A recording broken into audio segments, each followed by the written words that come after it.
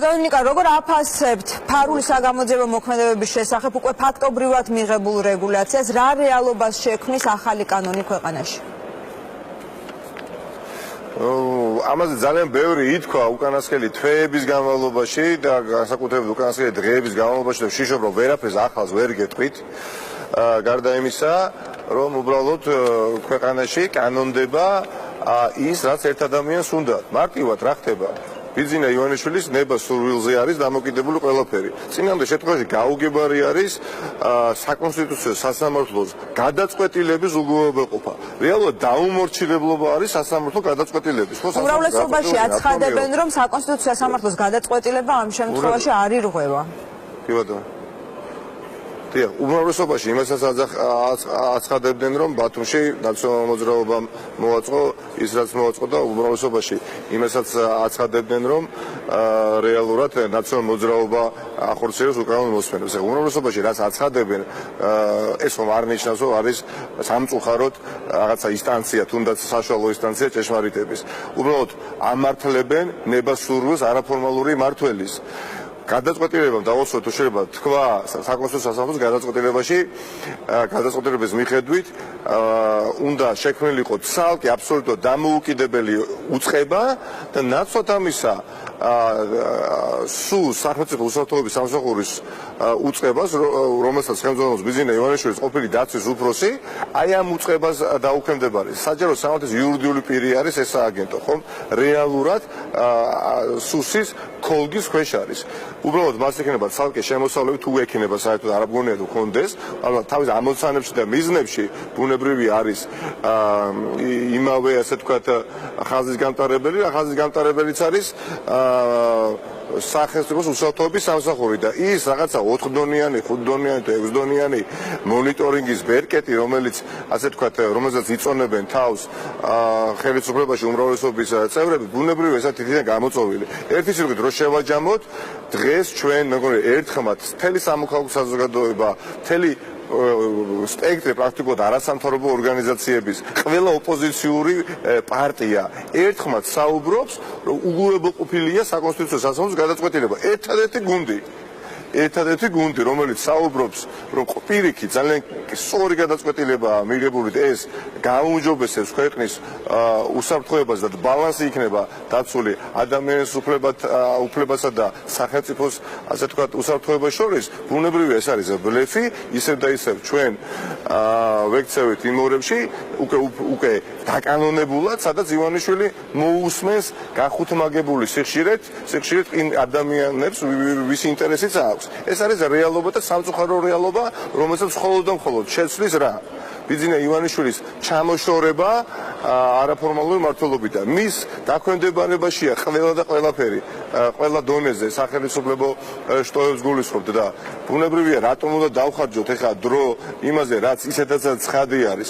აი ეს არის რეალობა და ეს არის ჩვენი და ნაციონალური მოძრაობის შეფასება. ბუნებრივია ვეტოს დაძლევენ, ბუნებრივია მათ აქვთ საკონსტიტუციო უმრავლესობა პარლამენტში და რასაც უნდა იმას აკეთებენ, მაგრამ ეს ხომ თვალსაჩინოა უკვე რომ ძალიან ძვირი უждდება. ივანიშვილი არის უბრალოდ შეუქცევად ვითარებაში, სადაც მას ნებაც კი არ აქვს, უბრალოდ ნების ყოფაც კი არ ყოფნის, გააჩეროს თავისი აი ეს ზრახვები, რომელიც ამოძრავებს აბსოლუტური ძალაუფლების მოხეჭველობისა.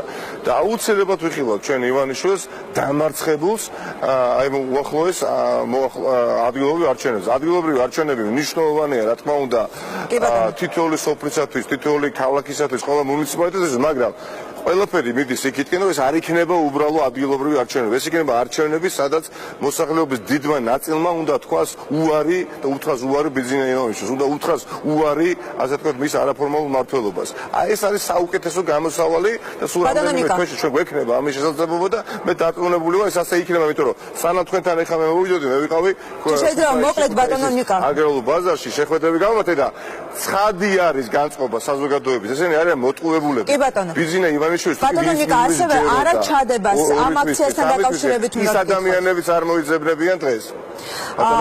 არა ჩადება ამ აქციასთან დაკავშირებით უნდა ვკითხოთ, დღეს ვიყავით მომსწრენი აქციის, კეთდება არაერთი განცხადება, მათ შორის პრეზიდენტის ოჯახის წევრების მხრიდან მიმდინარე რეპრესიების და განსხვავებული შეხედულებების გამო ადამიანების დევნასთან დაკავშირებით. Რამდენად ხედავთ თქვენ ამ საგანგაშო ნიშნებს და როგორი უნდა იყოს სახელმწიფოს პოლიტიკა ამ შემთხვევაში, როგორი უნდა იყოს რეაგირება, როდესაც მსგავსი განცხადებები კეთდება? თუ შეიძლება მოკლედ. კი ბატონო, თქვენ ხედავთ როგორია რეაგირება ხელისუფლებისგან, ხო? შავზე ამბობთ თეთრს. მაგალითად, ადამიანის უფლებათა დაცვის კომიტეტის თავმჯდომარე ქალბატონი იმის ნაგებად დაინტერესდეს რეალურად გამოდის ბრალდებებით. არც კი თვლიან ღირსად მოკლება მაინც ჩაატარონ რა მოხდა მაგალითად პრეზიდენტის ოჯახის შემთხვევაში.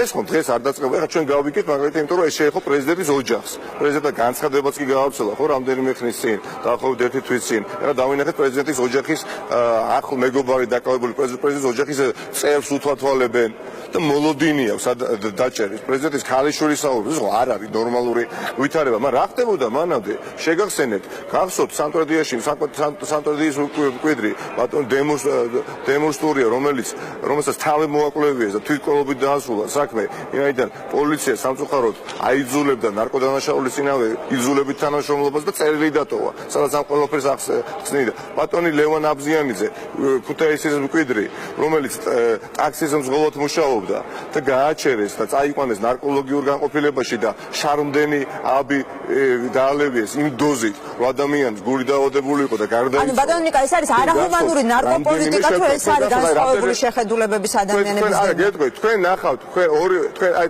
დავასრულებ და გავცოთ თქვენ კითხვას პასუხს.